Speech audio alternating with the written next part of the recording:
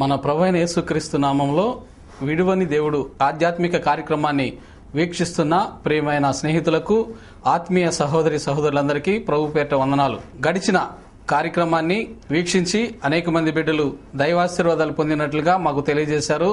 అందును బట్టి ఘనమైన దేవునికి మహిమ కలుగును గాక. ఈ విడువని దేవుడు అనే ఈ ఆధ్యాత్మిక కార్యక్రమం ప్రతి గురువారం ఉదయం 6:30 నుండి 7 గంటల వరకు ప్రసారమయ్యే ఈ కార్యక్రమాన్ని మీరును చూస్తూ ఇంకొను అనేక మంది బిడ్డలు చూడటానికి ప్రోత్సహించండి. దైవ దీవెనలు, ఆశీర్వాదాలు పొందండి. దైవజనుల ద్వారా వాక్యం వినుటకు ముందు ఒక మధుర గీతాన్ని విందాం. మానవుడా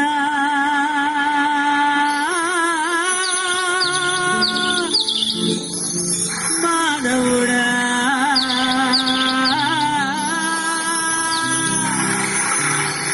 మానవుడా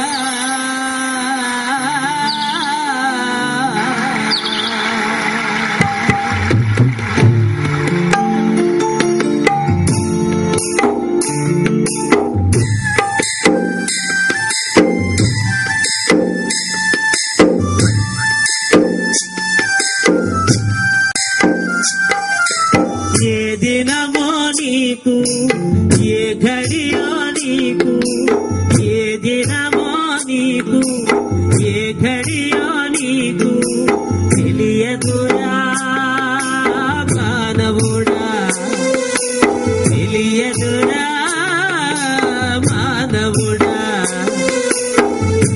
ఏమైపోతావో, ఎచ్చటికేగిపోతావో, ఏమైపోతావో, ఎచ్చటికేగిపోతావో తెలియదురా మానవుడా, ఎరుగవురా మానవుడా.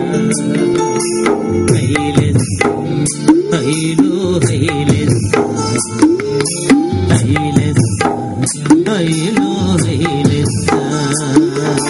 నెమ్మది లేకుండా ఎంత ధనము నీకున్నా, 2-3 తరములకు ఆస్తి నీవు కలిగున్నా, బ్రతుకుల యేసయ్య నీకు లేకుంటే, బ్రతుకుల యేసయ్య నీకు లేకుంటే వ్యర్థమైపోతావు ఓరన్నా, వ్యర్థమైపోతావు ఓరన్నా.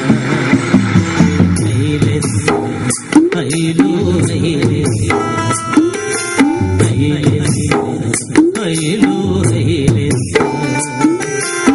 ఏ దినమో నీకు, ఏ ఘడియో నీకు, ఏ దినమో నీకు, ఏ ఘడియో నీకు తెలియదురా మానవుడా, తెలియదురా మానవుడా. ఏమైపోతావో, ఎచ్చటికేగిపోతావో, ఏమైపోతావో, ఎచ్చటికేగిపోతావో తెలియదురా మానవుడా, ఎరుగవురా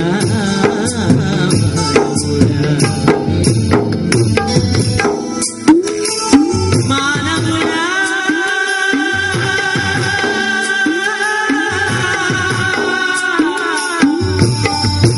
తెలియదురా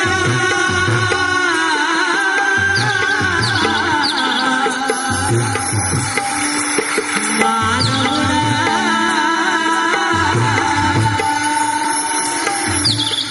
దేవునికి స్తోత్రములు.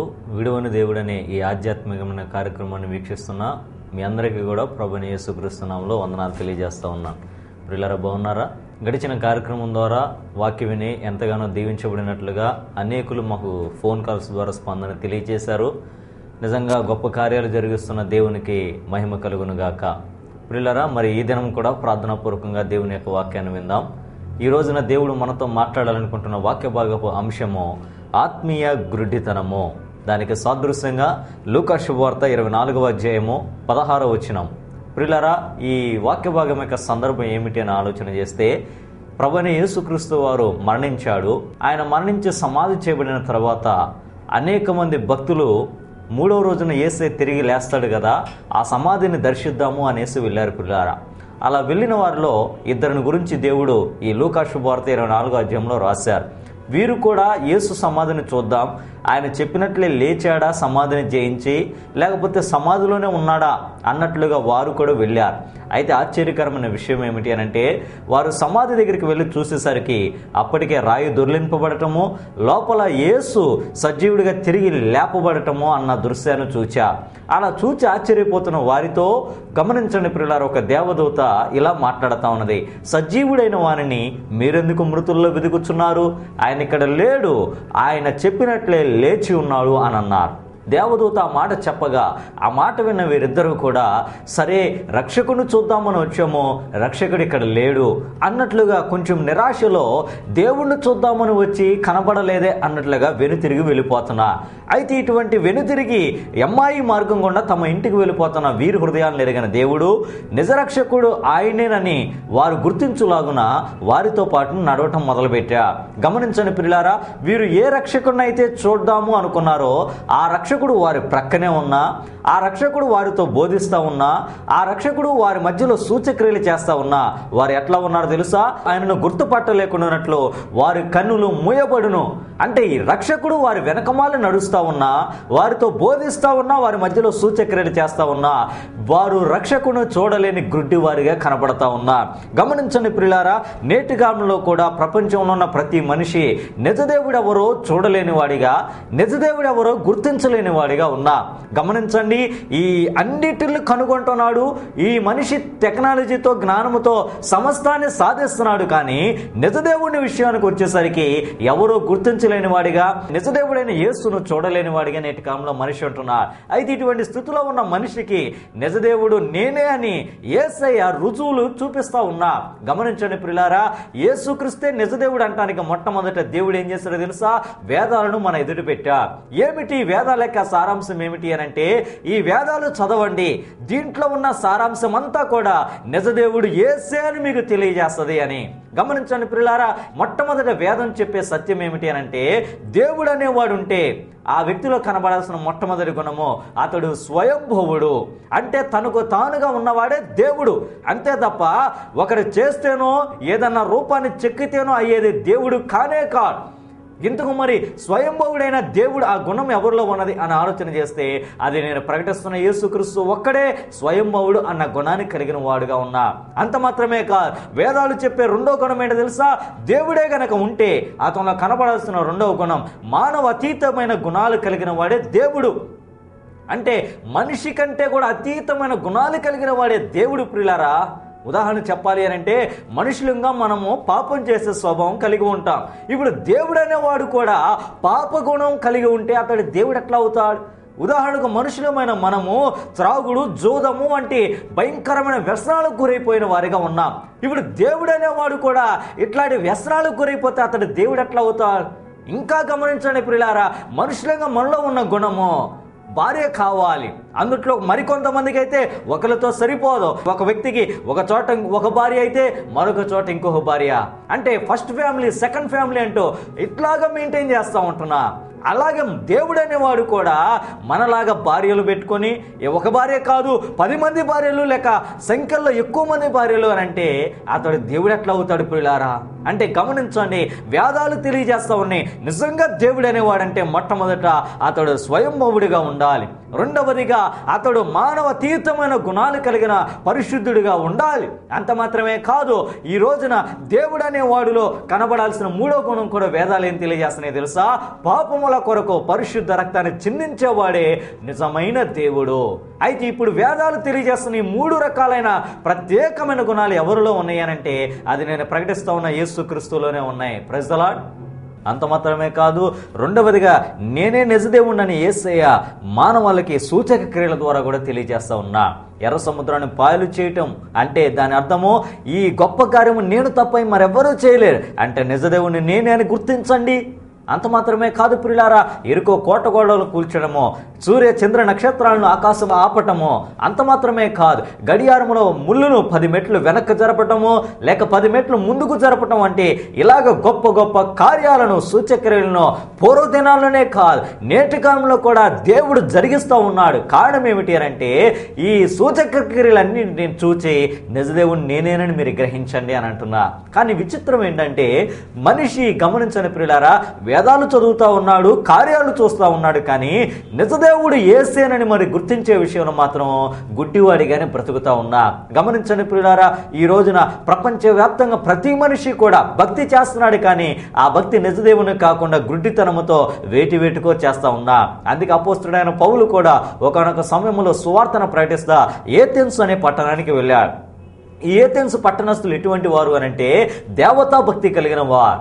అంత మాత్రమే కాదు, వీరి గురించి బైబిల్లో ఏమైనా రాయబడి ఉందంటే భక్తిలో కూడా అతి దేవతా భక్తి కలిగిన వారు. ఇటువంటి అతి దేవతా భక్తి కలిగిన ఏథెన్స్ పట్టణానికి ఒక రోజున అపోస్తుడైన పౌలు వెళ్ళాడు ప్రియులారా. అలా పట్టణంలో సంచరిస్తూ ఉంటే అపోస్తుడైన పౌలుకి రకరకాల గుడులు కనపడతా ఉన్నాయి. ఆ ప్రతి దేవాలయానికి క్రింద ఆ దేవత యొక్క పేరు కనపడతా ఉన్నది. పౌలు చూస్తున్నాడు, ఆ పేరు చదువుతున్నాడు, అలా ముందుకు వెళతా ఉన్నాడు. ఇలా వెళ్ళగా గమనించండి ప్రియులారా, ఒక చోట పౌలు ఒక దేవత పేరు చదివి లేక ఒక గుడి దగ్గర ఉన్న ఒక పేరు చదివి ముందుకు వెళ్ళలేక ఆగిపోయాడు. కారణం ఏంటి తెలుసా? ఆ బోర్డు మీద రాయబడిన ఆ పేరు ఏమిటి అంటే తెలియబడని దేవునికి అని రాయబడి ఉన్నది. అంటే ఏథెన్స్ పట్టణస్థులు అతి దేవతా భక్తి కలిగిన వారే, ఎంతో మంది దేవతలకు దేవుళ్ళుగా ప్రార్థిస్తున్న వారే.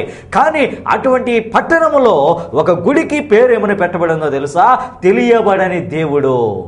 అంటే ఎంత భక్తి చేస్తా ఉన్నా ఇంకా దేవుడు ఎవరో వారికి అర్థం కాలా. ఆ పదాన్ని చదివి ఆ మాటను చదివిన అపోస్తులైన పౌలు ఆశ్చర్యపోయి ఆ రోజున ఆ ఏథెన్స్ పట్టణస్థులకి ఇలాగ ప్రసంగం చేశాడు. ఏమన్నా తెలుసా ప్రియులారా, మీరు ఏ దేవుడైతే తెలియలేదు అని బోర్డు పెట్టారో ఆ తెలియబడిన దేవుణ్ణే నేను మీకు తెలియజేస్తున్నా, ఆయనే నజరేయుడైన యేసు. Praise the lord. దాని గురించి అపోస్తుల కార్యముల గ్రంథం 17వ అధ్యాయం 22 నుండి 23 వచనాల్లో రాయబడి ఉన్నది ప్రియులారా. ఏ దేవుడైతే మీకు తెలియబడలేదో ఆ దేవుడే యేసు అని అపోస్తుడైన పౌలు వారికి ప్రసంగం చేశాడు. ఈ రోజున వాక్యం వింటున్న సహోదరుడా, నేడు కూడా మన భారతదేశంలో సైతం కూడా భక్తి ఉంటుంది, అతిదేవత భక్తి ఉంటుంది. కానీ ఆ భక్తి నిజదేవుడు ఎవరో ఆయనకి చెందకుండా వేటికో మనం చెందేలాగా గుడ్డి వారిగా ప్రవర్తిస్తూ ఉన్నాం. నేటి కాలంలో ఏథెన్స్ అనే కాదు కానీ సుకారా, గమనించని ప్రియుల సమరయ ప్రాంతంలో ఒక పట్టణముగా ఒక గ్రామముగా ఉన్న సుకార ప్రాంత ప్రజలు కూడా ఎట్లా ఉన్నారో తెలుసా ప్రియులారా? గమనించండి, తెలియబడని దేవునికి ఆరాధించే వారిగా ఉన్నా. అటువంటి స్థితిలో ఉన్న ఆ పట్టణానికి లేక గ్రామానికి యేసుక్రీస్తు వెళ్ళి ఆ సమరయ స్త్రీతో ఏమని మాట్లాడుతున్నాడు తెలుసా? యోహాను శుభవార్త 4వ అధ్యాయం 22వ వచనంలో, మీరు భక్తి చేస్తున్నారు కానీ తెలియని దానిని భక్తి చేస్తున్నా, తెలియని దానిని ఆరాధిస్తా ఉన్నా. మీరు దేన్నైతే తెలియక ఆరాధిస్తున్నా ఆ తెలియని దేవుణ్ణి నేను ప్రకటన చేస్తున్నా, ఆయనే నేను, ఆయనే యేసు నేను అనేసి ఆ సుకర ప్రాంత ప్రజలకు లేక సమరయ స్త్రీకి యేసుక్రీస్తు బోధించా. మరి ఈ వాక్యం ఉంటున్న సహోదరుడా, ఈ రోజున ప్రతి వాళ్ళ భక్తి ఉంటుంది, కానీ మనిషి ఎట్లా బ్రతుకుతున్నాడంటే ఆత్మ సంబంధంగా గురుటివాడిగా నిజదేవుడు ఎవరు గ్రహించలేని భక్తి చేస్తా ఉన్నాడు. కారణం ఏమిటి తెలుసా ప్రియులారా? అపోస్తులైన పౌలు కొరింథీయులకు రాసిన 2వ పత్రిక 4వ అధ్యాయం 4వ వచనంలో అంటున్నా, ఏమని అంటున్నాడు అనంటే, ఈ యుగ సంబంధమైన దేవత అవిశ్వాసులైన వారి యొక్క మనోనేత్రాలకు గుడ్డితనం కలుగ చేసింది. అందుకే మనస్సు యొక్క నేత్రాలకు గుడ్డితనం రావటం వల్ల ఈ రోజున మనిషి నిజదేవుని గుర్తించలేకపోతా ఉన్నాడంట.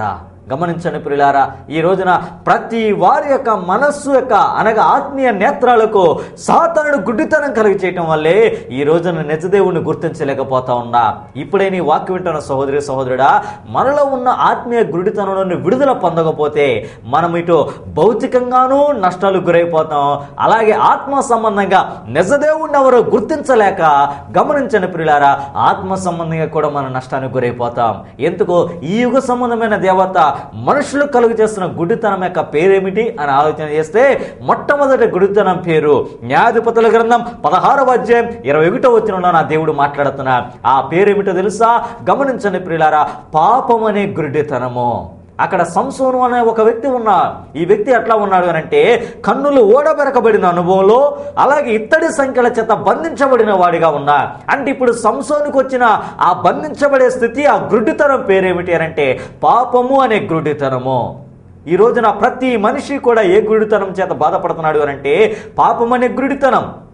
రకరకాల వ్యసనాలు, రకరకాల చెడ్డ అలవాట్లు, దురలవాట్లకు, పాపక్రియలకు గురైపోయి సంఖ్యల చేత బంధించబడిన వాడిగా నిజదేవుణ్ణి ఎవరో గుర్తించలేని పాపపు గురుడితనంలో నిండే మనిషి బ్రతుకుతా ఉన్నాడు. కాదంటారా? ఈ రోజున చూడండి ప్రియులారా, ప్రతి మనిషి వయసుతో సంబంధం లేకుండా పాపం చేస్తున్నా, వావి వరుసలు తెలియకుండా గ్రహించక పాపము చేస్తా ఈ పాపం వల్ల వచ్చే భయంకరమైన నష్టానికి గురైపోతా ఉన్నా. ఆలోచన చేయి, ఈ రోజున నీ పాపం అనే గురుడితనమే ఇటు భౌతికంగానూ నీకు నష్టాలు తెస్తా ఉన్నది, ఇటు ఆధ్యాత్మికంగాను నిజదేవుడిని ఎవరో గుర్తించనీయకుండా చేస్తా ఉన్నది. ఇప్పుడే నీ వాక్యాన్ని బట్టి నీలో ఉన్న పాపపు గురుడితనంలో నువ్వు విడుదల పొందా. అలా కాకుండా ఇంకా పాపపు గురుడితనంలో ఉంటే నువ్వు భౌతికంగా మరింత నష్టానికి గురైపోతావు, ఇటు ఆత్మ సంబంధంగా కూడా భయంకరమైన శాపానికి గురవుతావు. ప్రియులారా, ఇప్పటికే పాపం వల్ల వచ్చే జీతమైన భయంకరమైన నష్టాన్ని నువ్వు అనుభవిస్తా ఉన్నావు. పాపం చేసే వ్యక్తి అనుభవించే క్షోభ అంతా ఇంత కాదు ప్రియులారా. ఏ వ్యక్తి అయితే పాపం చేసిన వాడిగా ఉంటాడో ఆ పాపపు గురుడితనాన్ని బట్టే మనశ్శాంతిని కోల్పోతున్నా, నలుగురిలో తలెత్తుకోలేని పరిస్థితి, గమనించని ప్రియులారా, నెమ్మదిగా బ్రతకలేని పరిస్థితి. అంత మాత్రమే ఇంకా ఇలాగ పాపంలో ఉంటే ఆ పాపం మనల్ని ఏం చేస్తుంది అని అంటే గమనించండి, పాపం వల్ల వచ్చే జీతమైన మరణానికి గురైపోతాం. అంటే పాపం అనే గురుడితనము ఇటు భౌతికంగానూ మనకు నష్టాలు తెస్తుంది, ఇటు ఆత్మ సంబంధంగానూ నిజదేవుని గుర్తించలేని ఆ భయంకరమైన దుస్థితికి మనల్ని గురి చేస్తుంది. అందుకే అనుభవజ్ఞుడైన యోబు ఈ సత్యం ఎరిగి యోబు తన గ్రంథంలో ఏమని రాస్తున్నాడు తెలుసా? యోబు గ్రంథం 36వ అధ్యాయం 21వ వచనంలో అంటున్నాడు, జాగ్రత్త పడుము, చెడుతనాన్ని విసర్జించము. అంటే ఇప్పుడైనా ఈ కార్యక్రమం ద్వారా వాక్యం వింటున్న నీవు జాగ్రత్త పడి నీ పాపం అనే గుడితనం నుండి విడుదల పొందు. అప్పుడే నీ భౌతికమైన జీవితము, కుటుంబ జీవితము, బిడ్డల జీవితము దీవించబడింది. అలాగే నిజదేవుడైన యేసును నువ్వు గ్రహిస్తావు, ఆయన ద్వారా వచ్చే రక్షణ పరలోకాన్ని నువ్వు పొందుకుంటావు. అందుకే యోబు అంటున్నాడు, జాగ్రత్త పడుము, చెడుతనాన్ని ఇప్పుడైనా విసర్జించు. అలా కాని పక్షంలో ఇటు భౌతికంగాను మరింత నష్టానికి గురవుతాం, అటు ఆత్మ సంబంధంగాను నరకానికి ప్రాప్తులమైపోతాం. ప్రియులారా, ఇకపోతే రెండవదిగా సాతానుడు కలుగజేస్తా ఉన్న గురుడితనం పేరేమిటి అని ఆలోచన చేస్తే ఆదికాండము 21వ అధ్యాయం 19వ వచనం ప్రకారంగా అజ్ఞానము అనే గురుడితనం. ఈ యుగ సంబంధమైన దేవత మనుషులకు కలుగజేస్తున్న రెండవ గురుడితనం పేరేమిటి అని అంటే అజ్ఞానము అనే గురుడితనం. ఈ అధ్యాయంలో ప్రముఖ ప్రియుల హాగురు అనే ఒక స్త్రీ కనపడతా ఉన్నది. ఈమె ఎటువంటి స్థితిలో ఉందో తెలుసా? గుడితనము వంటి పరిస్థితుల్లో ఉన్నది. అయితే దేవుడు కనికరించి కన్నులు తెరవగా అప్పుడు ఆమె నీటిని చూచింది, నీటి దగ్గరికి వెళ్ళింది, నీటిని త్రాగింది. అంటే ఈ రోజున ఆమెలో ఉన్న గుడ్డితనం పేరేమిటి అని అంటే గమనించండి, అది అజ్ఞానం అనే గుడ్డితనం. ఎలా చెప్పగలండి? హాగరులో అజ్ఞానం అన్న గుడ్డితనం ఉందని ఎలా చెప్పగలరు? ఉదాహరణకు గమనించండి ప్రియులారా, ఈమె ఎవరికి భార్యగా ఉన్నది అని అంటే అబ్రహాముకు భార్యగా ఉన్నది. అబ్రహాము ఎవరు? అబ్రహాము వృద్ధాప్యంలో ఉన్న వ్యక్తి.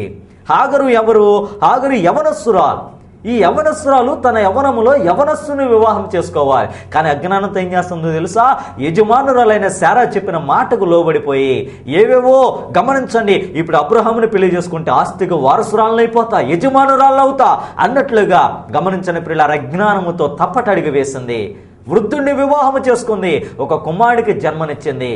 సరే, ఈమె ఊహలన్నీ కరెక్ట్గా నెరవేరినాయా అని ఆలోచన చేస్తే ఈమె ఏదైతే ఊహించిందో అదంతా కూడా రివర్స్ అయిపోయింది. అబ్రహాము భార్యగా చలామణి చేద్దామనుకుంది యజమానురాలుగా, కానీ ఏ తప్పుడు ఆలోచనతో అయితే ఆమె వివాహం చేసుకుందో ఆమె అజ్ఞానమే ఈ రోజున ఏమైందో తెలుసా? అబ్రహాము ఇంటిలో నిన్న గెంటి వేయబడింది. అంటే ఈ రోజున హాగరుకు వచ్చిన గురుడితనం పేరేమిటి అని అంటే అజ్ఞానం అనే గురుడితనమే. ఈ రోజున హాగరికే కాదు ప్రియులారా, సాతానుడు ప్రపంచ వ్యాప్తంగా ఉన్న ప్రతి మనిషికి కలుగజేస్తున్న రెండో గురుడితనం పేరేంటంటే అజ్ఞానం అనే గురుడితనం. అందుకే ఈ రోజున అజ్ఞానం అనే గురుడితనాన్ని బట్టే ప్రతి కుటుంబంలో భయంకరమైన శాప, భయంకరమైన కార్యాలు జరుగుతూ ఉన్నాయి. కుటుంబం విచ్ఛిన్నం అయిపోతుంది, భార్య భర్తల మధ్య సమస్యలు వచ్చేస్తూ ఉన్నాయి. గమనించిన పిల్లలు కూడా భయంకరంగా చెడిపోతూ ఉన్నారు. కారణం ఏమిటి అంటే అజ్ఞానంతో వారు చేస్తూ ఉన్న పనులే. అంటే ఈ రోజున అజ్ఞానపు గుడితనము నీకు భౌతికంగా నష్టాన్ని తెస్తుంది. అంత మాత్రమే కాదు ప్రియులారా, అజ్ఞానం అనే గుడితనము నీకు ఆధ్యాత్మికంగా నిజదేవుని ఎవరో కూడా గుర్తించలేని స్థితికి తెస్తుంది. అందుకే అపోస్తలుడైన పౌలు రోమీయులకు రాసిన పత్రిక 1వ అధ్యాయం 22 నుండి 23 వచనాల్లో అంటున్నారు, ఏమన్నా తెలుసా? మనుషులందరూ కూడా అజ్ఞానం వలన జ్ఞానము లేని వారిగా ఉండి ఏం చేస్తున్నారో తెలుసా? దేవుని యొక్క మహిమను చతుష్పాద జంతువులకు, పాకే పురుగులకు, పక్షులకు, చెట్లకు దాన్ని ఆస్వాదిస్తున్నారంట. గమనించంటే దేవుని యొక్క మహిమను రకరకాల చెట్లకు, పొట్లకు, పక్షులకు, పశువులకు అంకితం చేస్తున్నారు. కారణము నా దేవుడు అంటున్నాడు వాళ్ళలో ఉన్న గుడ్డితనమే. అంటే ఈ రోజున అజ్ఞానం అన్న గుడితనం వల్ల ప్రభునందు ప్రియులారా ఇటు మన కుటుంబాలు పాడైపోతున్నాయి, అటు నిజదేవుని గుర్తించలేకపోతున్నాం. ఇప్పుడే నీ వాక్యాన్ని బట్టి నీలో ఒకవేళ పాపం అనే గుడితనం లేకపోవచ్చు, అజ్ఞానం అనే గుడితనం ఉందేమో. ఇప్పుడే సరి చేసుకో. ఇప్పుడే సరి చేసుకొని నువ్వు కన్నులు తెరవగలిగితే నిశ్చయముగా నిన్ను నా దేవుడు దీవించడానికి సిద్ధంగా ఉన్నాడు, నీకు పరలోకాన్ని ఇవ్వడానికి కూడా సిద్ధంగా ఉన్నాడు. ఇకపోతే ప్రభునందు ప్రియులారా మూడవదిగా ఈ యుగ సంబంధమైన దేవత మనుషులు కలుగు చేస్తున్న గుడితనం పేరేమిటో తెలుసా? గమనించండి, సంఖ్యాకాండం 22వ అధ్యాయం 31వ వచనం ప్రకారంగా దురాశ అన్న గుడితనం. ప్రియులారా ఈ అధ్యాయంలో బిలాము అనే ఒక ప్రవక్త ఉన్నాడు. ఈ ప్రవక్త యొక్క శక్తి ఏంటంటే నోరు తెరిసి ఎవరినైనా ఆశీర్వదిస్తే వాళ్ళు ఆశీర్వదించబడతా, ఎవరినన్నా ఈ వ్యక్తి శపిస్తే వాళ్ళు శపించబడతా. అటువంటి మహా కృపావారాన్ని ఇతడు కలిగి ఉన్నా. ఇటువంటి బిలాము దగ్గరకు బాలాకు అనే రాజు ఏం చేశాడు అని అంటే గొప్ప గొప్ప కానుకలు తీసుకొని పంపించాడు. ఎందుకని తెలుసా? బిలాము నీవు ఈ కానుకలు తీసుకొని ఇశ్రాయేలు ప్రజలను శపించాలి అని అన్నా. అయితే మొదటిసారి కానుకలు వచ్చినప్పుడు బిలాము తిరస్కరించాడు. ఇది నా దేవుడు ఒప్పుకోరు, ఇది నా దేవుని చిత్తము కాదు కనుక నేను రాను అని చెప్పాడు. కానీ బాలాకు ఆగల, మరొకసారి మరెక్కువ గొప్ప కానుకలు ఆ బిలాము దగ్గరకు పంపించా. ఎప్పుడైతే గొప్ప కానుకలు ఆ బిలాము చూచాడో వెంటనే దురాశకు గురైపోయా.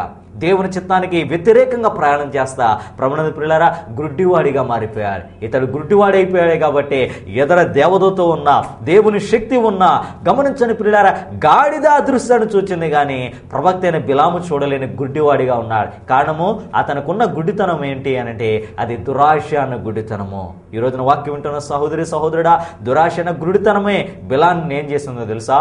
మరణానికి గురి చేసింది. ఈ రోజున నీ జీవితంలో కూడా ఒకవేళ పాపపు గురుడితనం, అజ్ఞానపు గురుడితనం లేకపోవచ్చు, దురాశ అన్న గురుడితనం ఉన్నదేమో. మనిషికి ఆశ ఉండటం మంచిదే, కానీ దురాశే దుఃఖానికి చేటు. దురాశ యొక్క భయంకరమైన శక్తి ఏంటో తెలుసా ప్రియులారా? దురాశ మనిషికి ఎంత నష్టాన్ని కలుగజేస్తుందంటే యాకోబు తను రాసిన పత్రిక 1వ అధ్యాయము 14-15 వచనాల్లో అంటున్నాడు. ఏమన్నా తెలుసా? ప్రతి వాడు కూడా తన స్వకీయ దురాశల చొప్పున నడుస్తున్నాడు. అలా నడుస్తున్నాడు కాబట్టి దురాశ గర్భాన్ని ధరించి పాపాన్ని కంటుంది, పాపము పరిపక్వమై మరణాన్ని కంటుంది. అంటే దురాశ అన్న గురుడితనంలో మనం ఉంటే చివరి పరిణామం, తుది పరిణామము అది మరణమే. ఇప్పుడైనా వాక్యం వింటున్న సహోదరి సహోదరుడా, నీ దురాశ వల్లే, నీ దురాశ అన్న గురుడితనం వల్లే నీ కుటుంబం పాడిపోతా ఉన్నది, ఇటు నిజదేవుని గ్రహించలేని స్థితిలో ఉన్నావు. ఇప్పుడైనా సరి చేసుకో. ఎపోతే గమనించండి ప్రియులారా, చివరిగా సాతానుడు కలుగజేస్తా ఉన్న చివరి గుడితనం పేరేమిటి అని ఆలోచన చేస్తే రాజుల 2వ గ్రంథం 6వ అధ్యాయం 17వ వచనం ప్రకారంగా గర్వం అనే గుడితనం. ప్రియులారా గర్వం అనే గుడితనం ఈ అధ్యాయ ప్రకారంగా ఆలోచన చేస్తే ఎలీషా ఒక శిష్యుని కలిగి ఉన్నా. ఆ శిష్యుడి పేరు ఏంటంటే గెహాజీ. అయితే ఈ గెహాజీ కొద్ది రోజుల తర్వాత ఏం చేశాడు అని అంటే నయమాను ఇచ్చే ఆ కాని వాటిని, ఆ కానుకలను ఆశించి పరిగెత్తుకుంటా వెళ్ళాడు. అయితే అలా వెళ్ళిన గెహాజీ ఏం పొందుకున్నాడు అని అంటే కుష్ఠరోగాన్ని పొందుకున్నా. అంటే ఆ కుష్ఠరోగం ఎప్పుడైతే వచ్చిందో ఇప్పుడు ఎలీషా గెహాజీని తన శిష్యుడిగా క్యాన్సిల్ చేసేసాడు, శిష్యుడిగా అతన్ని రిజెక్ట్ చేసేసాడు. ఇప్పుడు ఎలీషా గెహాజీ ప్లేస్లో మరొక ఆయన్ని గమనించని ప్రియులారా శిష్యునిగా ఏర్పాటు చేసుకోవాలి. ఎవరున్నారు అని ఆ కాలంలో ఆ ప్రాంతంలో వెదికాడు ప్రియులారా. అలా వెతకగా ఎలీషా ఎంతో మంది యవనస్తులుంటే అందరినీ కాదు కానీ ఒక ఆయన తన కింద పనివాడిగా లేక శిష్యుడిగా సెలెక్ట్ చేసుకున్నా. అతని పేరు బైబిల్లో రాయబడలేదు కానీ ఎప్పుడైతే ఆ వ్యక్తి సెలెక్ట్ అయిపోయాడో ఇప్పుడు ఆ పనివాడు ఎలీషా ఎన్నిక చేసుకున్న ఆ పనివాడు ఎట్లా భావిస్తున్నాడు తెలుసా? ఈ ప్రాంతంలో ఇంతమంది యవనస్తులుంటే దైవజనుడు నన్నే ఎన్నిక చేసుకున్నాడు, నన్నే సెలెక్ట్ చేసుకున్నాడు అంటూ ఇతడు ఎట్లా మారిపోయాడు తెలుసా? గర్వము అన్న అంధత్వంలోనికి మారిపోయాడు. అతని గర్వం అన్న గుడ్డితనాన్ని బట్టి పర్వతాల చుట్టూ దేవుని శక్తి ఉన్నా చూడలేని వాడిగా ఉన్నా, దేవుని దూతల సైన్యం అగ్ని బలం ఉన్నా చూడలేని వారిగా ఉన్నా. అందుకే ఎలీషా ఏమంటున్నాడు తెలుసా? దేవా వీడు చూచున్నట్టుగా వీడిని కన్నులు తెరువుము అంటే దేవుని చూడలేని స్థితిలో ఆ పనివాడు ఉంటా ఉన్నాం. కారణము ఆ పనివాడిలో గర్వము అన్న గుడితనం ఉన్నది. వాక్యం ఉంటున్న సహోదరి సహోదరుడా, ఈ రోజున నీ ఆత్మీయ గుడితనము ఒకవేళ గర్వంతో ఉన్నదేమో, గర్వం అనే ఆధ్యాత్మికమైన గుడితనం కలిగి ఉన్నామేమో. ఈ రోజున ప్రపంచంలో ప్రతి వాడు కూడా ఎట్లా గర్విస్తున్నాడు తెలుసా? గమనించండి, చదువును బట్టి గర్వం, కులాన్ని బట్టి గర్వం, వారికి ఉన్న మంచి ఉద్యోగాలను బట్టి గర్వం, పేరు ప్రఖ్యాతులను బట్టి, పలుకుబడిని బట్టి, ఆస్తిపాస్తులను బట్టి. గమనించండి ప్రియులారా, ఇలా ప్రతి దానిని చూచి మనిషి ఏం చేస్తున్నాడంటే చివరికి అందాన్ని చూచి కూడా గర్విస్తూ ఉన్నాడు. అయితే నా దేవుడు చెప్పే మాట ఏంటో తెలుసా? నీలో గర్వం ఉన్నదా? అది సాతాను యొక్క స్వభావం. నీలో తగ్గింపు ఉన్నదా? అది నిజదేవునైన నా స్వభావం అంటున్నాడు. మరి ఈ రోజున సాతాను యొక్క స్వభావం అనే గర్వం ఉన్నదా? దేవుని యొక్క స్వభావం అన్న తగ్గింపు ఉన్నదా? ఒకవేళ సాతాను స్వభావం అనే గర్వం అన్న గుడ్డితనంతో నువ్వు వింటే చివరికి ఆ గర్వం మనల్ని ఎక్కడికి నడిపిస్తుందో తెలుసా? పతనానికి నడిపిస్తుంది. పతనానికి నడిపిస్తుంది. బైబిల్లో కూడా గర్వించిన మహారాజులు సైతము గడ్డి మేసినట్లుగా బైబిల్లో దేవుడు రాయించా. అంటే ఈ రోజున మనలో గర్వం అన్న గుడితనం ఉంటే అది భౌతికంగానూ నష్టానికి గురి చేస్తుంది. ఈ రోజున భౌతికంగానే కాదు, ఆ గర్వం అన్న గుడితనము నిజదేవుని కూడా గుర్తించలేని వాడిగా. ఈ రోజున చూడండి పిల్లారా, వారికి ఉన్న మంచి కులాన్ని బట్టి గర్విస్తూ ఆ దేవుడంటే లెక్కలేని వాడిగా, యేసు అంటే లెక్కలేని వాడిగా, ఈ రోజున వారికి ఉన్న చదువులను బట్టి, ఉద్యోగాలు బట్టి, ప్రెస్టేజ్ని బట్టి ప్రభునందు ప్రియులారా యేసు అంటే తక్కువ వాడని భావించి, యేసు అంటే అదేదో గమనించిన తక్కువ వర్గానికి కులానికి చెందినవాడని గర్వించి ప్రభునందు ప్రియులారా వారు దేవుని దగ్గరికి రాని వాడిగా, గుర్తించలేని వాడిగా ఉన్నారు. ఈ రోజున నీ స్థితి కూడా అట్లాగే ఉన్నదేమో. అది నీకు క్షేమము కాదు. ఎప్పుడైనా నీ గర్వం అన్న గుడితనం నుండి బయటకు రా. అలా వచ్చి తగ్గింపు కలిగి నిజదేవుడు యేసు అని గుర్తెరుగు, ఆయనకు నీ జీవితాన్ని సమర్పించు. అలా నువ్వు చేయగలిగితే నిశ్చయముగా నీ కుటుంబ జీవితం, నీ బిడ్డల జీవితం బాగుపడిద్ది. అలాగే ఆత్మ సంబంధంగా నీకు క్షేమము, ఆ పరలోక రాజ్యం దొరికింది ప్రియులారా. మరి ఈ వాక్యాన్ని బట్టి ఏ గుడితనం ఏలుబడి చేస్తుంది? సహోదరుడా, భక్తి ఉండటం మంచిదే, కానీ ఆ భక్తి ఎవరికి అర్పిస్తున్నావు? నిజదేవుడైన యేసేక, లేక గుడ్డివాడిగా చెట్లకు, పొట్లకు, లేదా వేరు వాటికి, దేవుడు కాని వాటికి నీ భక్తిని సమర్పిస్తున్నావా? ఇప్పుడైనా ఆలోచన చేసుకొని సరి చేసుకో. అలా సరి చేసుకోకపోతే చివరి పరిణామం ఏంటో తెలుసా ప్రియులారా? ఆ ఇద్దరు వ్యక్తులు కూడా ఎమ్మాయి మార్గంలో దేవుడు వారితో నడిచినా, ఆయన బోధించినా, ఆయన సూచక్రియలు చేసిన గుర్తుపట్టలేని వాడిగా ఉన్నా, గుడ్డివాడిగా ఉన్నా. అయితే జరిగిన సన్నివేశం ఏంటో తెలుసు ప్రియులారా? లూకా శుభవార్త 24:31 వీరు గుర్తుపట్టే టైం వచ్చిందంట. వీళ్ళు గుర్తుపట్టే టైం వచ్చేసరికి అక్కడ ఏమని రాయబడిందో తెలుసా? ఆయన అదృశ్యుడైపోయాడు. అంటే గమనించండి ప్రియులారా, టైం ఉండగానే మన లోపాలు సరి చేసుకుని గురుడితనం నుండి బయటికి రావాలి. మన మనస్సు అనే నేత్రాలు తెరుచుకోవాలి. సత్యాన్ని గ్రహించి మన బ్రతుకులను దేవుడికి సమర్పించుకోవాలి. అలా కాకుండా మన సమయం అంతా దుర్వినియోగం చేసి ఎప్పటికో కళ్ళు తెరిచాము అనంటే చివరికి నష్టానికి గురైపోతాం. వాళ్ళు కన్నులు తెరచి గుర్తుపట్టేటానికి యేసు అదృశ్యుడైపోయాడు. ఇది కృపాకాలము. ఇప్పుడే నువ్వు నీ జీవితాన్ని సరి చేసుకొని సత్యాన్ని గ్రహించి నిజదేవునికి నువ్వు జీవితాన్ని అంకితం చేస్తే నీ బ్రతుకు బాగుపడిద్ది, పరలోకానికి వస్తావు. అలా కాకుండా సమయాన్ని అంతా దుర్వినియోగం చేస్తే అదృశ్యమయ్యే టైం రాబోతుంది. అనగా ఈ లోకానికి అంతం రాబోతున్నది, ఆయన రాకడ రాబోతున్నది. కనుక నువ్వు భయంకరమైన నష్టానికి గురి కాకమునిపే నేడే నీ గురుడితనం నుండి విడుదల పొందు. నిజదేవుడు ఎవరో గ్రహించి ఆయన ఇచ్చే భూ సంబంధమైన, ఆ పర సంబంధమైన దైవ దేవుని పొందుకో. దేవుడట్టి కృప ఈ కార్యక్రమం ద్వారా వాక్యం మీ అందరికీ అనుగ్రహించి నడిపించును గాక. ఆమేన్.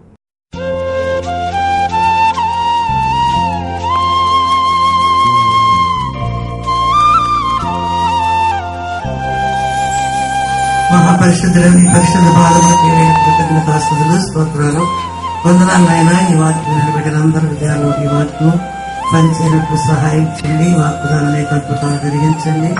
అనేక ఆత్మ రక్షణ మట్టు చూపమని ఈ కార్యక్రమంలో సహాయం చేసిన బిడ్డలందరినీ మీరు దీవించి ఆశీర్వదించమని వేస్తున్నామని అడుగుతున్నాను. ఆమేన్. మన తండ్రి అయిన దేవుని ప్రేమ, కుమారుడైన క్రీస్తు వారి కృప, పరిశుద్ధాత్మిక నిత్య ఆదరణ ఈ వాక్యం వీక్షించిన ప్రతి ఒక్కరికి, ఈ కార్యక్రమం స్పాన్సర్ చేసినటువంటి కుటుంబస్తులకును సదాకాలము తోడైని నడిపించును గాక. ఆమేన్. ఆసక్తితో వాక్యం విన్న ప్రియమైన సహోదరి సహోదరులందరికీ ప్రభు పేరిట వందనాలు. ఈ కార్యక్రమం ద్వారా మీరు పొందిన మేలులు, దీవెనలు, ఆశీర్వాదాలు మాకు తెలియచేయండి. మీ సమస్యలు మాకు తెలియచేయండి. మీ కొరకు తప్పక ప్రార్థన చేస్తాం.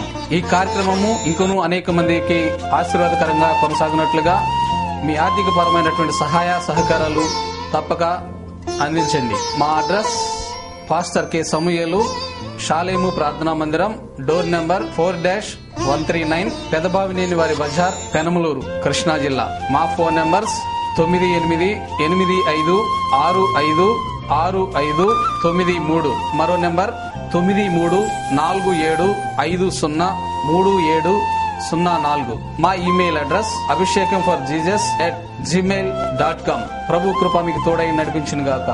ఆమెన్.